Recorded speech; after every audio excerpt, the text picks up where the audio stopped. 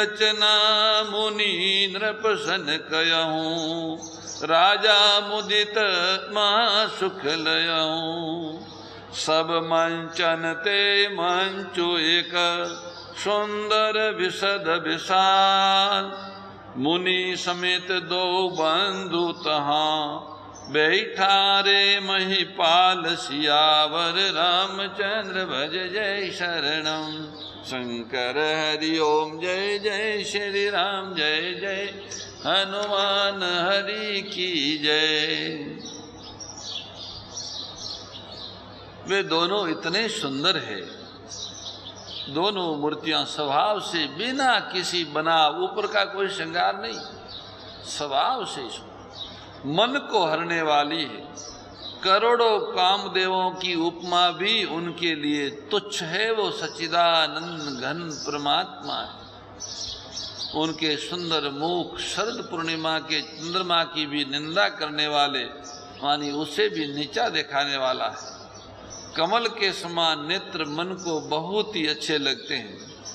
सुंदर चितवन सारे संसार के मन को हरने वाली, कामदेव के भी मन को हरने वाली है।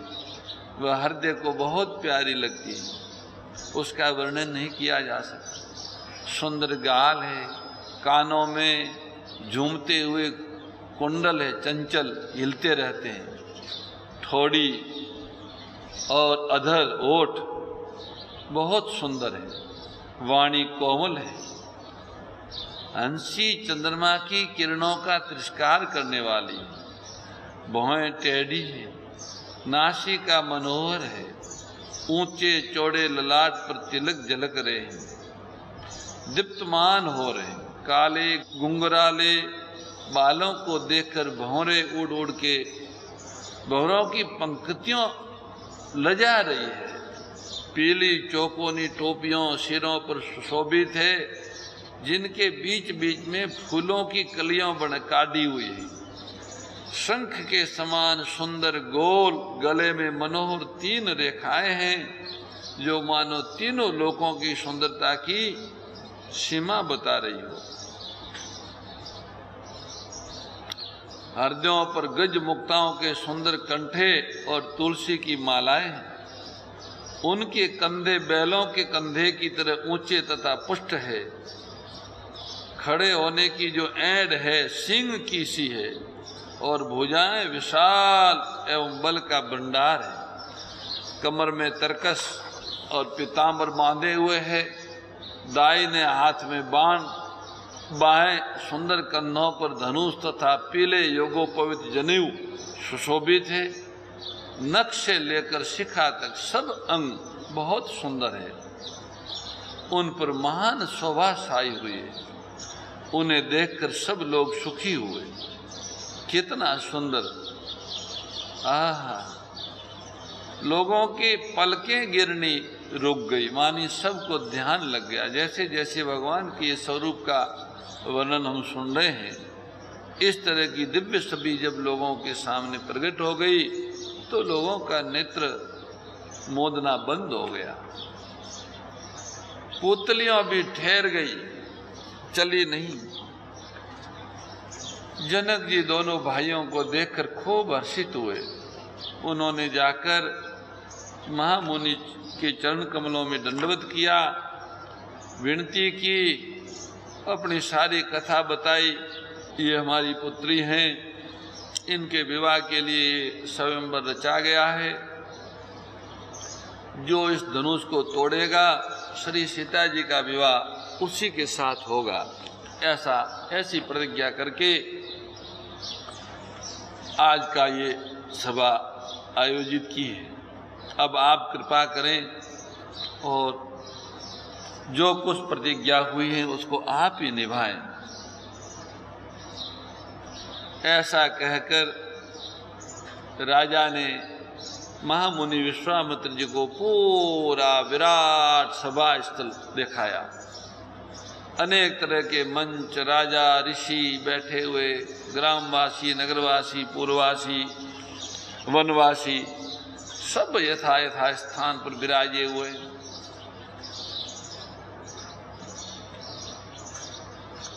अब वो दोनों राजकुमार जहाँ जहाँ जाए वहाँ सब कोई आश्चर्यचकित होकर उन्हीं को देखे। वो मुनि के साथ में, महामुनि के साथ राम लक्ष्मण जी साथ के साथ चलते, सब उन्हीं को देखते थे, सबकी आंखें उन्हीं पे ठहर जाती। सब ने राम जी को अपनी अपनी ओर ही मुख किए हुए देखा। जो देखता उनको लगता है कि राम जी मेरी तरफ देख रहे हैं। जिसने भी उनको देखा प्रत्येक को ऐसा ही दिखा कि श्री राम मुझे देख रहे हैं, परंतु इसका कुछ भी विशेष रहस्य कोई नहीं जान सका। ये कोई नहीं समझ सका कि वो सबकी तरफ कैसे देख रहे हैं। खैर, विश्वामित्र जी ने जब राजा का सारा वह देखा, सभा स्थल, रंगभूमि, तो कहा कि बहुत सुंदर है, आपकी रचना बहुत सुंदर है, आपने बहुत अच्छा सभा स्थल तैयार किया है, आप योग्य हैं। विश्वामित्र जी जैसे निष्पर, विरक्त और ज्ञानी मुनि से रचना की प्रशंसा सुनकर राजा प्रसन्न हुए और उन्हें बड़ा सुख मिला। उस सभा में जितने मंच थे उन सभी मंचों से एक मंच अधिक सुंदर, उज्जवल और विशाल था। सव्यम राजा ने मुनि सहित दोनों भाइयों को उस पर बैठाया। सव्यम महाराजा जनक महामुनि विश्वामित्र जी और राम लक्ष्मण जी को ले जाके उस मंच पे विराजमान किया। अब भगवान वहां विराज गए हैं महामुनि के साथ में उस रंग मंच के पर। तब क्या हुआ? संत श्री तुलसीदास जी कहते हैं, मंगल भवनिय मंगलहारी, धरौ सुदशरथ अजिर बिहारी, प्रभु ही देखी सब नृप ही हारे, जनु राकेश उदय भय तारे, असी प्रतीति सबके मन माई, राम चाप तो रब सकनाई, बिनु भंजो भव धनुष विशाला, मिलहि सिय राम उर्माला, अस विचारि गवनौ घर भाई, जसु प्रताप बलो तेजु गवाही, बियसे अपर भूप सुनि बानी, जे अविवेक अंध अभिमानी, तोरेऊ धनुषो ब्यावहु अवगाहा, बिनु तोरे को कुंवरि बिहा, एक बार कालौ कि न हो, सिय हित समर जितब हम सो, ये सुनि अवर महिप मुस्काने, धर्मशील हरि भगत सयाने, सिय बियाबी राम गर्भ दूर करी नरपन के, जीती को जग संग्राम दशरथ के रन बाकुरे, बेरथी मरौ जनि गाल बजाई, मन मोदकनी की भूख बुताई, सिख हमारी सुनि परम पुनीता, जगदम्बा जानो जिय सीता, जगत पिता रघुपति बिचारी, भरि लोचन छवि लेहु नियारी, सुंदर सुखद सकल गुण राशि, ए दो बंधु शंभु उर्वासी, सुधा समुद्र समीप बियाही, मृग जलु निरखि मरो कत धाई, करहु जाई जा कहु जोहि भावा, हम तो आज जन्म फल पावा, अस कई भले भूप अनुरागे, रूप अनूप बिलोकन लागे। देखई सुर नभ चढ़े विमाना, बरसई सुमन करई कलगाना। जानि सुअवसर सिय तब, पठियई जनक बुलाय। चतुर सखी सुंदर सकल, सादर चली लवाई। सियावर रामचंद्र भज जय शरणम। शंकर हरिओम जय जय सिया राम, जय जय हनुमान हरि की जय। प्रभु श्री रामचंद्र जी लखनलाल जी के साथ में महामुनि विश्वामित्र जी के पास जो एक महाराजा जनक द्वारा विराजमान कर दिए गए, तो प्रभु को देखकर उस सभा में उपस्थित राजा हृदय में ऐसे हार गए, निराश और उत्साहहीन हो गए, जैसे पूर्णिमा के पूर्ण चंद्रमा के उदय होने पर तारे प्रकाशहीन हो जाते हैं। उनके तेज को देखकर सबके मन में ऐसा विश्वास हो गया कि रामचंद्र जी ही धनुष को तोड़ेंगे, इसमें कोई संदेह नहीं। इधर उनके रूप को देखकर सबके मन में यह निश्चय हो गया कि भाई शिव जी के विशाल धनुष को जो संभव है न टूट सके, बिना तोड़े भी श्री सीता जी रामचंद्र जी के ही गले में जयमाल डालेगी। दोनों तरह से हमारी हार होगी और विजय रामचंद्र जी की हाथ रहेगी। ये सोचकर वो कहने लगे, भाई ऐसा विचार कर यश प्रताप बल और तेज गंवाकर अपने अपने घर चलो। दूसरे राजा जो अविवेक से अंधे हुए बैठे थे और अभिमानी थे, ये बात सुनकर बहुत हंसे। उन्होंने कहा, धनुष तोड़ने पर ही विवाह होना कठिन है, सहज ही में हम जानकी को हाथ से जाने नहीं देंगे।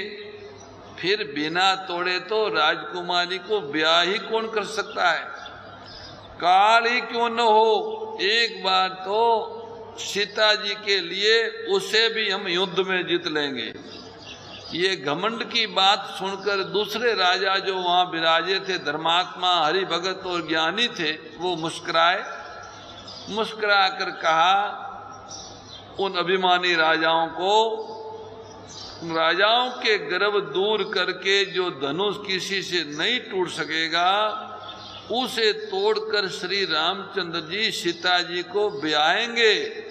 रही युद्ध की बात, सो महाराज दशरथ के रण में माँ के पुत्रों को युद्ध में जीत कौन सकता है। गाल बजाकर बेअर्थ मत मरो, मन के लड्डुओं से भी कहीं पेट भरता है क्या। हमारी परम पवित्र निष्कपट सिख को सुनकर श्री सीता जी को अपने जी में साक्षात जगजननी समझो और उन्हें पत्नी रूप में पाने की आशा है, उसको त्याग दो। भगवान श्री रघुनाथ जी को जगत का पिता परमेश्वर विचार कर नेत्र भर के सीता राम जी की सुंदर छवि के दर्शन करो। ऐसा अवसर बार बार नहीं मिलेगा।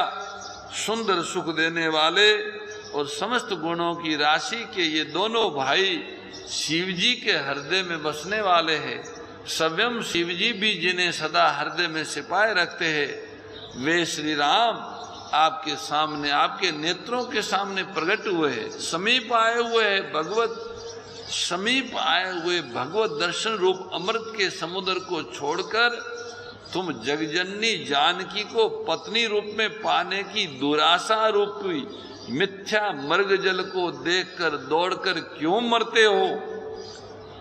अरे भाई, जिसको जो अच्छा लगे वो जाकर करो। हमने तो श्री रामचंद्र जी के दर्शन करके आज जन्म लेने का फल पा लिया। जीवन और जन्म को हमने सफल कर दिया। ऐसा कहकर अच्छे राजा सब प्रेम मगन होकर भगवान श्री राम जी का अनुपम रूप देखने लगे। मनुष्यों की तो बात क्या, देवता लोग भी आकाश से विमानों पर चढ़े हुए दर्शन कर रहे हैं और सुंदर गान करते हुए फूल बरसा रहे हैं। इस शुभ अवसर को जानकर श्री जनक जी ने किशोरी जी को बुलाया, श्री जानकी जी को बुलाया, सीता जी को बुलाया। सखियों कहा कि उन्हें ले आओ। बहुत सियानी और समझदार, चतुर और सुंदर सखियों श्री जानकी जी को आदर पूर्वक रंगभूमि में लेकर आई। जानकी जी जब उस रंगभूमि में पधारी तो कैसी शोभा है। तुलसीदास जी कहते हैं, सिय शोभा नहीं जाई बखानी, जगदम्बिका रूप गुण खानी। उपमा सकल मोय लघु लागी, प्राकृत नारी अंग अनुरागी। सिय बरनिय तेहि उपमा देई, कुक बिकाई अजस को लेई। जो पट तरिय तिय समसिया, जग असी जुबती का कमनिया। गिरा मुखर तन अरद भवानी, रति अति दुखित अतनुपति जानी। 20 बारुनी बंधु पिर जही, कहीं रमा सम किम भेदेई। जो छवि सुधा पयो निधि होई, परम रूप में कच्छपु सोई। शोभारजू मंदरु सिंगारू, मथे पानी पंकज निज मारू। जय सिया राम, जय जय सिया राम। परम श्रद्धेय गौरीशी स्वामी श्री दत्त शरणानंद जी महाराज की प्रेरणा व मार्गदर्शन में विश्व के सबसे बड़े गौ सेवा संस्थान श्री गोधाम महातीर्थ पथमेड़ा द्वारा संरक्षित लाखों बीमार, विकलांग, वृद्ध एवं अशक्त गोवंश वेद लक्षणा गोमाता की सेवा के साथ साथ भारतीय गोवंश का संरक्षण, संपोषण, संवर्धन एवं उनसे प्राप्त पंचगव्यों का परिष्करण व विनियोग करना, घर घर गोपालन, गो अभ्यारण्य, घास चारा उत्पादन हेतु गोचर भूमि का विकास, गोपालन लोक संस्कृति के पुनर्जागरण हेतु वेद लक्षणा गो महिमा का प्रचार प्रसार करना तथा गोपालक किसानों के स्वावलंबन हेतु गो कृषि अन्न एवं गो दुग्धान का गुणवत्ता युक्त बाजार तैयार करना श्री गोधाम महातीर्थ का पावन उद्देश्य है। आप सभी दानदाता श्री गोधाम महातीर्थ पथमेड़ा द्वारा संचालित गो सेवा महाअभियान में बढ़ चढ़कर सहयोग कर लाखों बीमार, विकलांग, वृद्ध एवं अशक्त गोवंश के गोग्रास सेवा हेतु श्री गोधाम महातीर्थ पथमेड़ा लोक पुण्यार्थ न्यास के बैंक ऑफ बड़ौदा खाता संख्या 084901000238827 IFSC कोड BARB 0 ASHRAM शाखा आश्रम रोड अहमदाबाद में गोग्रास सेवा निमित्त जमा कर सकते हैं। अधिक जानकारी के लिए संपर्क करें 7742093179 7665059999 7073000151।